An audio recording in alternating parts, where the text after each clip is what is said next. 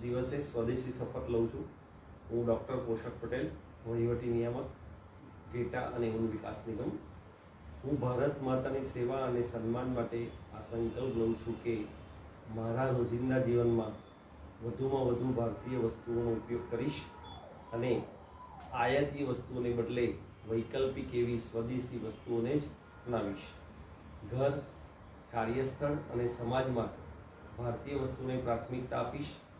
ગામ, ખેડૂત અને કારીગરનું સમર્થન કરી સ્થાનિક ઉદ્યોગોને પ્રોત્સાહન આપીશ।